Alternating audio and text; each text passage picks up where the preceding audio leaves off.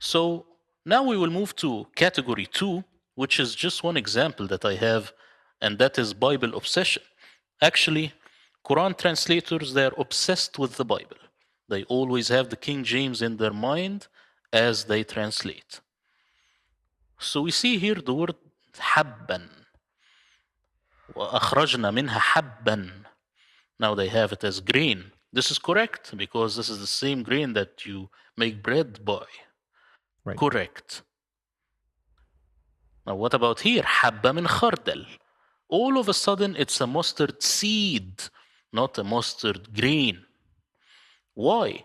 Because in the back of their mind, they recall the word mustard seed from the Bible. Correct. It should be a grain of mustard. حبة من خردل, again, mustard seed. This is the words of Jesus. The Arabic word for seed is actually bidra. Is it a big mistake? No, but it reveals how weak of a translator they actually are, and that manifests itself throughout their entire translations. So before we go into the sin standard Islamic narrative based mistakes, this is for the next episode. I just want to know your opinion so far. Oh, absolutely. I mean, it's interesting, and of course, Saint Murad, you already touch on something important, and that's the deficiency of those who don't speak Arabic. And even if they speak Arabic, as you stated, sometimes the argument is like, well, you don't understand the Arabic of the Quran. Maybe you speak Arabic, maybe you understand Arabic, but the Arabic of the Quran somehow is magical, superior, supernatural. But you can only imagine now how someone who doesn't speak Arabic, how they will be dependent completely on whatever English translation they have in their hand, assuming they even have access to multiple ones so they can compare and contrast and see for themselves that why is this guy translated it this way and the other guy is translated it another way, for instance. Yeah, exactly. And it shows in all levels, in all categories, especially as we keep going on in this series. Right. So it's a process of indoctrination, to be honest. I mean, that's pretty much what's going on.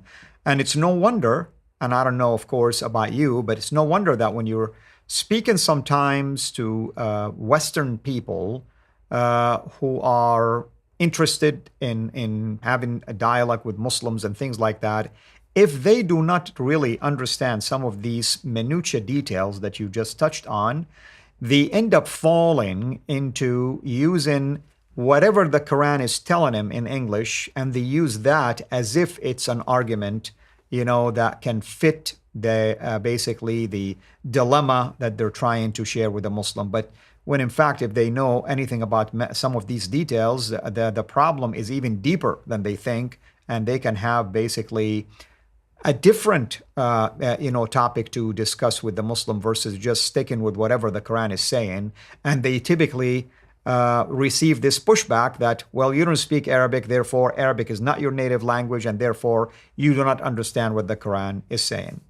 So thank you again, St. Murad, for doing this. And of course, we're looking to the next episode where we will start with the category number 3, which is the standard Islamic narrative-based translations. I hope everyone is enjoying so far what have been discussed. And we hope that you will benefit from this particular video series, and it will take you at a deeper level now in terms of your dialogue with Muslims. And maybe even you can point to our Muslim friends, especially those that do not speak Arabic, and maybe even those who speak Arabic, how these translations are really not straightforward, not forthtelling.